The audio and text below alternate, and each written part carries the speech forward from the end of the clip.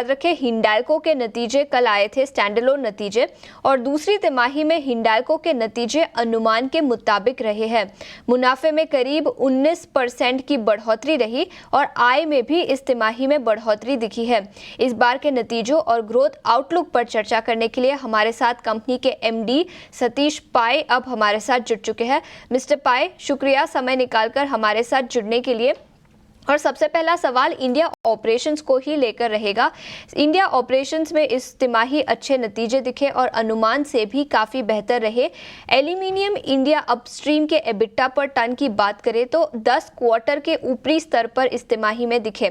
क्या आप हमें बता सकते हैं कि ये रेजिलियंस जो इंडिया ऑपरेशंस और इन पर्टिकुलर अपस्ट्रीम एल्यूमिनियम में दिखी है वो कंटिन्यू होती हुई नजर आ सकती है अगले कुछ क्वार्टर्स के लिए? हाँ, ये रेजिलियंस कंटिन्यू होगी क्योंकि हमारा ऑपरेशंस काफी स्टेबल चल रहे हैं, हमारे इनपुट कॉस्ट अंडर कंट्रोल है और डिमांड एल्यूमिनियम के लिए भी काफी स्ट्रांग है। और एल्यूमिनियम के जो एलएमई रेट है वी बिलीव कि ये 2500 2600 के रेंज में रहेगा। तो इसलिए मेरी उम्मीद है कि Q3 में भी एल्यूमिनियम एबिटा पर टन का रेजिलियंस कंटिन्यू होगा।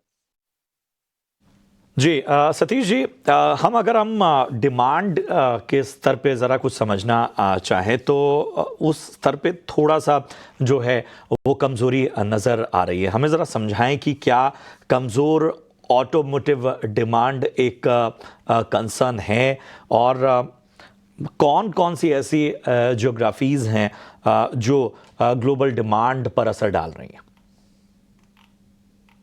आप नोवेलिस के सब सेक्टर देखिए, उनका सबसे बड़ा सेक्टर जो 60% उनका जो सप्लाई होता है वो कैन बॉडी स्टॉक या पैकेजिंग में है। वहां डिमांड काफी स्ट्रांग है, actually year on year 11% growth हुआ है। अगर आप एरोस्पेस सेक्टर भी देखें वहां भी काफी स्ट्रांग है। बिल्डिंग एंड कंस्ट्रक्शन अभी स्टेडी हो गया है क्योंकि इंटरेस्ट रेट्स ड्रॉप करने लगे हैं। तो ऑटो थोड़ा मिक्स्ड पिक्चर है। यूएस जो सबसे बड़ा मार्केट है हमारे लिए, वहां डिमांड काफी स्ट्रांग है। यूरोप में डिमांड थोड़ा वीक लग रहा है। एक इसलिए था कि क्योंकि हमारे प्लांट में जो फ्लडिंग हुआ था इसलिए ऑटो की सप्लाई कम हो गई थी। बट अगर आप फॉरवर्ड Q3 Q4 में देखें, यूरोप में ही हमें थोड़ा ऑटो सेक्टर का वीकनेस दिखाई दे रहा है। यूरोप यूएस काफी स्ट्रांग है। यूएस से ऑटो डिमांड काफ़ी स्ट्रांग है लेकिन यूरोपियन रीजन की ऑटो डिमांड कमज़ोर नज़र आ रही है।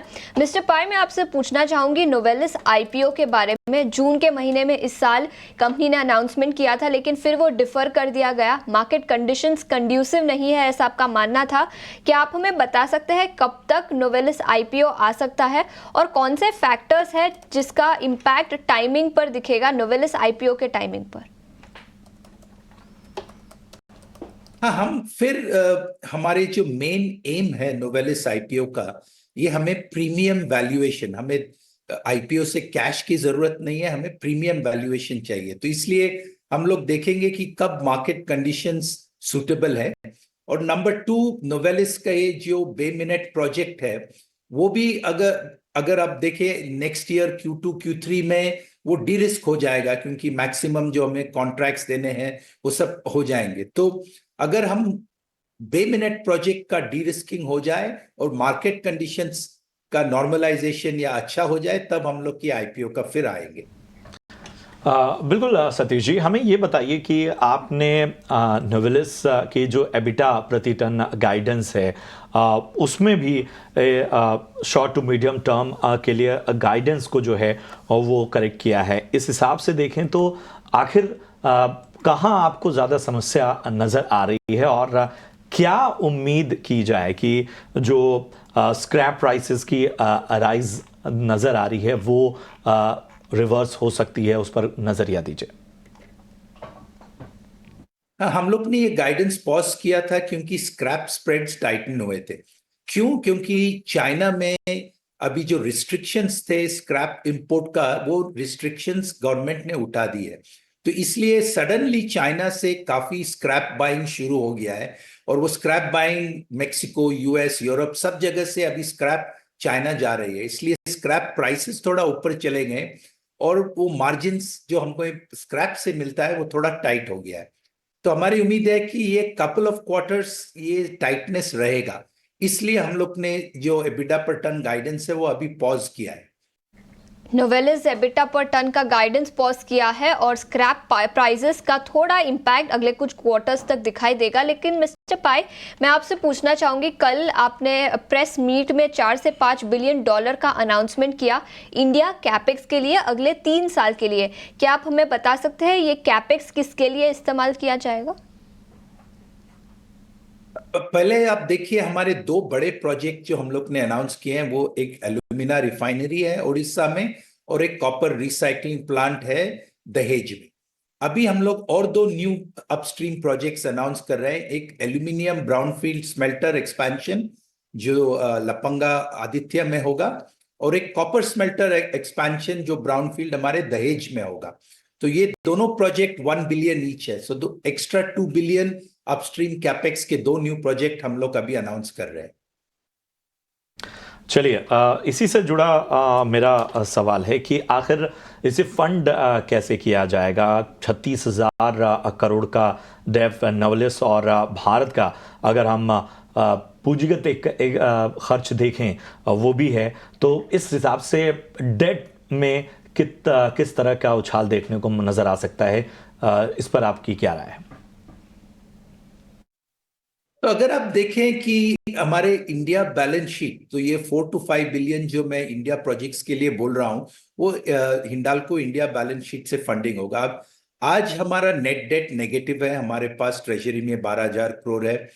तो नेक्स्ट 3 इयर्स ये 4 to 5 बिलियन हम लोग कैश जनरेशन और maximum billion two billion and half हम लोग को डेट लेना पड़ेगा। तो ये इस तरह से हम लोग ये 4 to 5 बिलियन का फंडिंग करेंगे।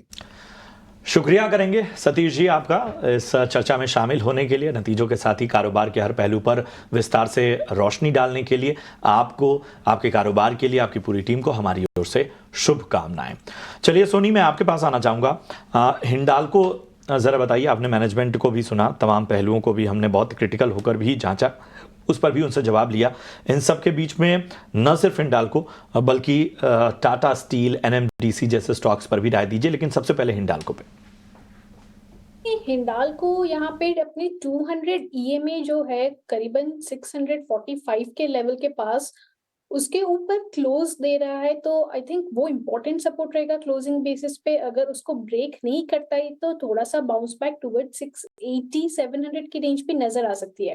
बट अगर 645 क्लोजिंग बेसिस पे ब्रेक होता है तो थोड़ा सा इंटेंसिफाई हो सकता है वहां पे सेलिंग प्रेशर 620 और 610 के लेवल्स के लिए। सो यहाँ पे 645 सपोर्ट के साथ यहाँ पे होल्ड कर सकते हैं।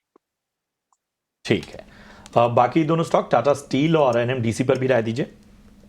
जी देखिए, टाटा स्टील यहाँ पे हम देखेंगे तो थोड़ा सा मुझे लगता है कि वीक है, 150 के नीचे ब्रेक किया है, तो इमीडिएट बेसिस पे 143 का सपोर्ट है।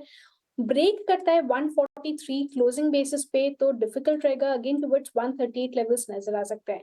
शॉर्ट कवरिंग मूव यहाँ पे अभी तक कोई भी संकेत दिया नहीं है, कहीं ना कहीं अगेन 145 लेवल को निकालना पड़ेगा जिसके ऊपर आपको वो मूव दिखाई दे सकता है। एनएमडीसी की बात करें तो एनएमडीसी अपनी 200 EMA के सपोर्ट को आज टेस्ट करते हुए वहां से बाउंस किया है, यानी कि 222 का जो उसने लो मारा है वही इंपॉर्टेंट रहेगा। अगर उसको होल्ड करता है तो डेफिनेटली अगेन टुवर्ड्स 240 लेवल्स नजर आ सकते हैं। बट अगर 220 लेवल को ब्रेक करता है क्लोजिंग बेसिस तो डिफिकल्ट रहेगा, टुवर्ड्स 210 207 दोबारा रीटेस्ट कर सकता है।